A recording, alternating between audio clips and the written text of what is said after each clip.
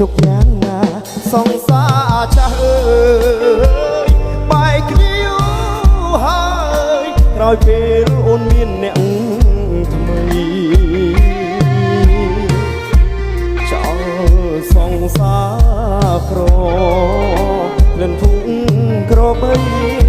ស្រវាអ្នកថ្មីព្រោះតែដុលឡាគេកាន់ស្គរចិនលូនលេអូនដូចកូនក្មេងវងវែងហក់លូតឆ្លេឆ្លា